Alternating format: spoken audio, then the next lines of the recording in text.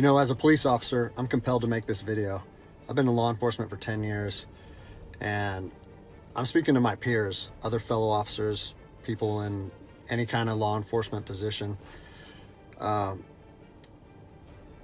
seen officers nationwide enforcing tyrannical orders against the people, and I'm hoping it's the minority of officers, but I'm not sure anymore, because every time I turn on the television, every time I look to the internet, I'm seeing people arrested or cited for going to church, for traveling on the roadways, for going surfing, opening their businesses, going to the park with their families, or doing nails out of their own house, using their own house as a place of business, and having undercover agents go there and arrest them and charge them with what?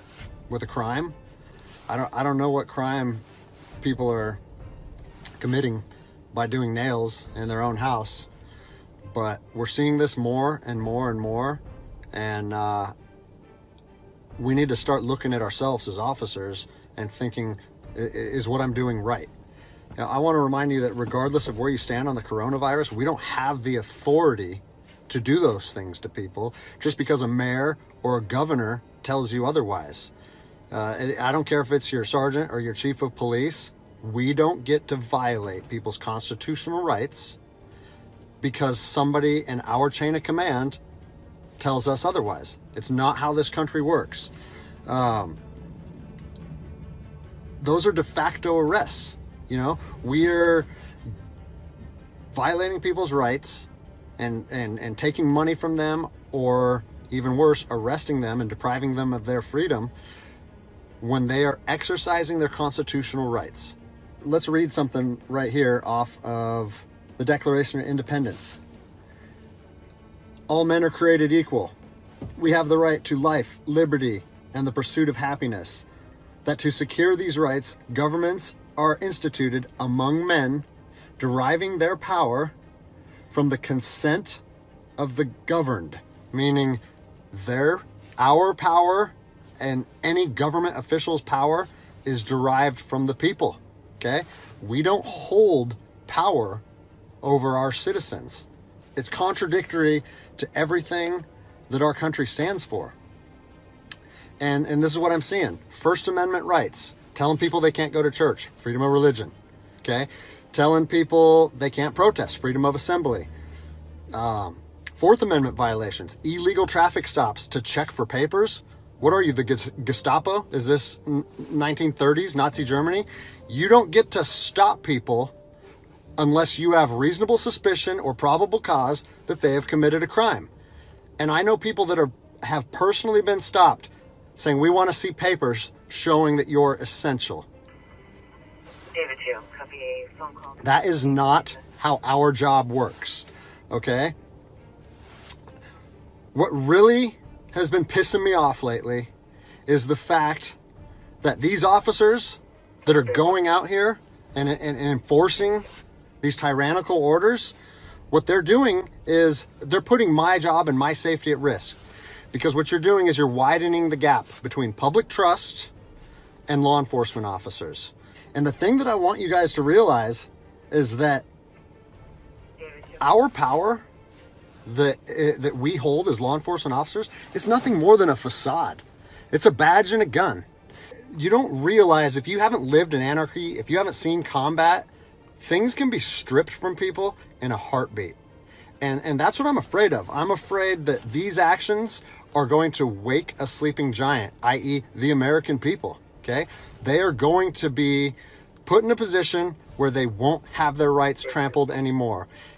And us as law enforcement officers, we'll have our ability to enforce the law stripped from us in about 10 minutes, okay?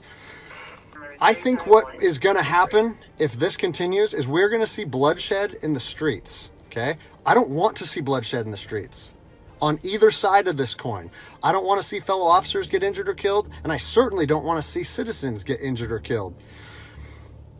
And I promise you, most of you out there doing these tyrannical acts against our citizens, you're not ready for combat. You're not mentally or physically ready for combat in the first place. I promise you, you don't want to go through that. And I hope I never have to go through that again. You know, you don't get to just say, well, I'm doing this because I was told to do so, or I'm following orders, or I need to keep this job. Guess what? I need to keep this job more than anybody. I have 3 young children. I have 2 houses. Like, I have the same sob story that the rest of you guys have. But my personal choices and my living arrangements, no matter what they are, don't allow me to trample on people's rights. Listen, you need to stand up for what's right.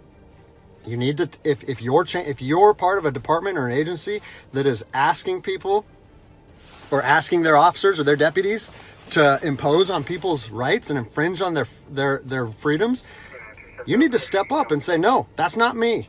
That's not what I signed up for, and that's going against my oath. And if that costs you your job, so be it. At least you'll be able to look at yourself in the mirror at night. I've already expressed this to my department. As a special operations veteran, I've fought on the streets of Iraq under the U.S. government's guise of freedom. And I'm telling you what, the American people are going to you are going to wake a sleeping giant, and they are going to fight 10 times harder for their freedom on their soil than anything you've ever seen before. And if that's something you're willing to face, then keep trampling on people's rights. But I promise you, the American spirit of defiance is going to rise again, and it's going to be a big problem for our country. So I'll leave you with this, something that I learned as an E-nothing in the Army. No matter what situation you're put in, if you look inside yourself and ask yourself one question, am I doing the right thing? You ask yourself that, you know the answer. And no amount of money or no order or law or anything should be able to make you go against doing the right thing. So I'm imploring officers to look inside themselves and ask themselves, is this what I want to be doing to my citizens? And I think the answer is clear. And if we all stand up together, guess what? It'll be a non-issue, no factor, because people and law enforcement will be united like we should be. It'll be a non-issue, no factor, because people and law enforcement will be united like we should be.